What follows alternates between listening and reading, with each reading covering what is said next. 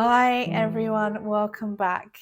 If you're new here, I'm sharing my unfiltered journey through IBT, fertility struggles, and becoming a mum over 40. This is the messy truth that nobody talks about. So far, we've been through a lot.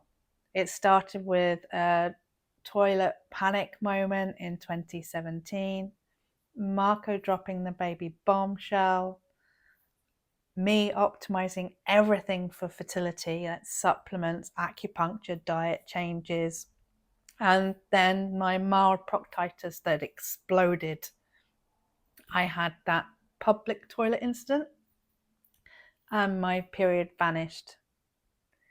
So in chapter 4, doctors dismissed me as menopausal just because I was over 40.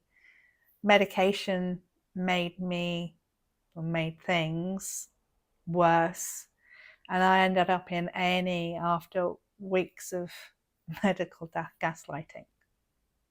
Which brings us to chapter 5. What do you want us to do, Miss Tate? This is the chapter where a doctor actually asked me that question while I was losing blood by the hour, where I'm told I have Crohn's disease and where the medical system fails me completely, and where I finally take control of my own health. So let's dive in. Sunday the 16th of June, my housemate drove me to A&E around 11 o'clock in the morning. It was around 11 noon. I saw the triage nurse, had my blood taken and waited. The results came back. I was seriously anemic. Iron levels over 81. My inflammation level was 97. So one was extremely low, my iron levels. The other one, inflammation, extremely high. Translation, my body was eating itself. Well, not literally eating, it was ill.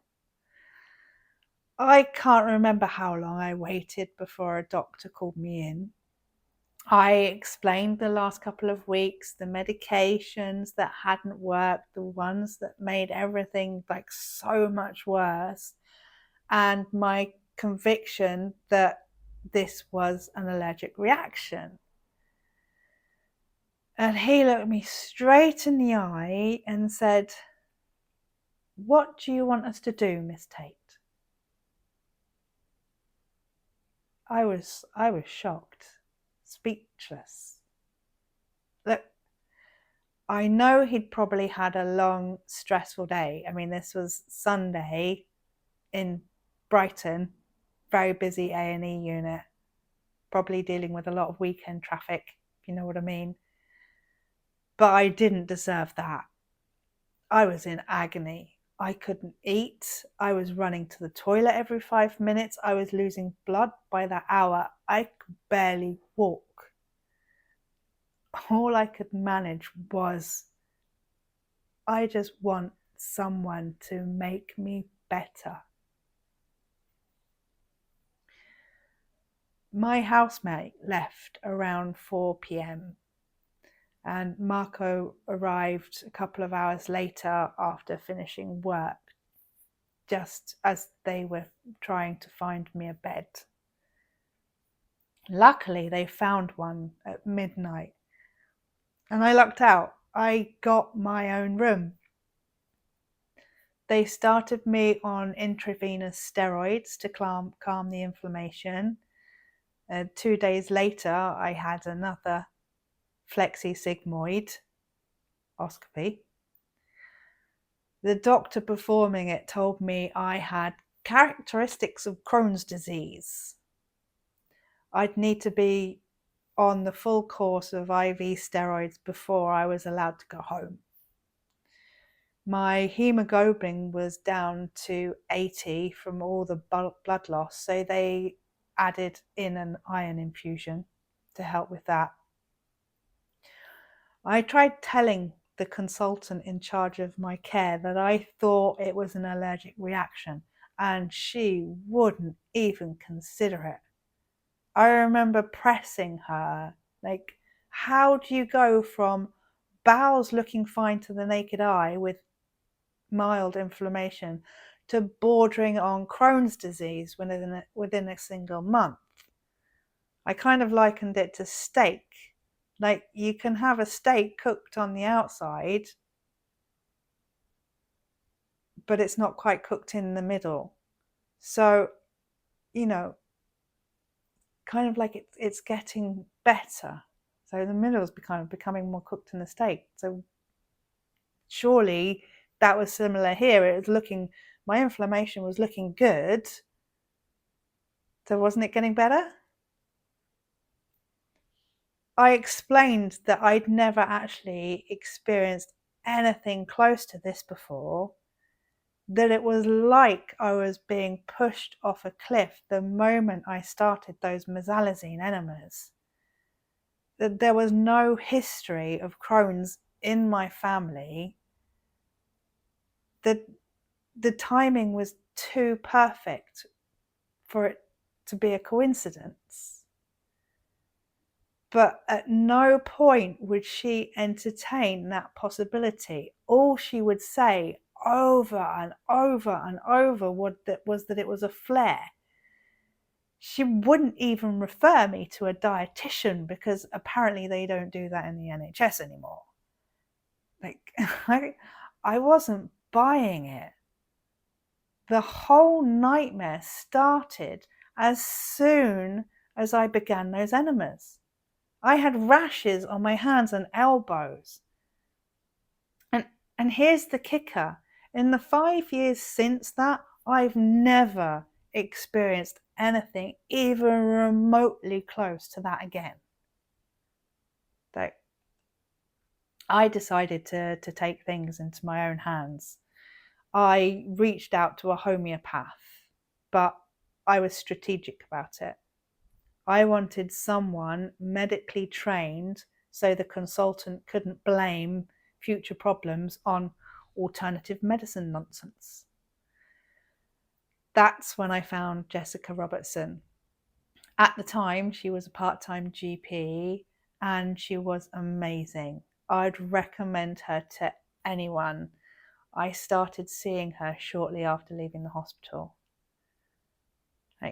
Meanwhile, hospital food, when you have dietary restrictions, non-existent beyond basic salad. So I left the hospital several times to go to lunch with Marco so I could actually eat something substantial. The consultant praised me for being confident enough to go out, which I found a bit bizarre. I still needed to know where the toilets were, but Kemptown has plenty of cafes with friendly staff. So I left the hospital a week later with a prescription for oral prednisolone steroids that I was supposed to reduce weekly. Yeah, I reacted to those too.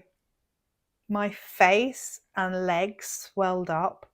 I looked like I remembered my great nan looking. I could barely walk up the stairs. Just getting down the street took forever. I had to work from bed with my feet elevated. By the evening, I was just dangerously wobbly. When I called the IBD team 4 days later, they asked me to persevere until my follow-up appointment 10 days away. I couldn't do it. I physically couldn't continue like this. That's when I turned to the internet to see what I could do. And that's when I discovered the specific carbohydrate diet, or SCD. Within a couple of days on this diet, the swelling had gone down. I could walk further. I was stable on my feet. I was feeling stronger every day. After 5 days, I was running again. Something that I had done every day before this nightmare had begun. And most importantly, my symptoms started disappearing. When I saw the IBD team after 10 days, they were impressed. They asked me to reduce my steroids quicker and wanted me to do a calprotectin test when I came off them completely. I sent the test on the 27th of July and it came back 600. That's high. Apparently that's the highest they can actually measure. So they weren't even sure actually how high it was. We celebrated Marco's birthday at the end of June. Around the same time my freelance career started taking off. And then life happened in the way that it does. And the chatty Sicilian pop-up restaurant dream, never to be resurrected. But I was still standing. Barely, but I was still standing. My body was recovering and getting stronger every day on the SCD diet. And my period? Still missing in action.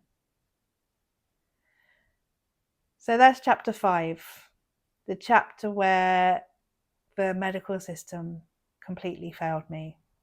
But I refused to give up. Where I was told I had Crohn's disease and then proved through my own research that something else was going on. We'll get to that later. In chapter 6, you'll see Marco and me heading to Sicily for the summer. I'll be eating an alarmingly amount of eggs on the SCD diet. We get broken into. My hair will start falling out by the handful. And there's a phone call coming that will change absolutely everything. If you've ever been dismissed by doctors when you knew something was wrong, if you've had to become your own health detective, if you felt gaslit by the medical system, I see you. Drop me a comment, share your story. Remember, this is not me bashing the frontline staff of the NHS. I have utmost respect for them. I really do. They have a lot to handle and they have a lot of challenges in their job that shouldn't be there. And they do amazing work. I owe my life to them. I know people that I love who do too. So this is not to bash them. But do trust your gut. You know your body better than anyone else. If something feels wrong, keep pushing for those answers. Don't let anyone dismiss you. Hit subscribe for chapter 6 and share this with anybody who needs permission to advocate for themselves. Your voice deserves to be heard, always. Take care, stay strong. See you in chapter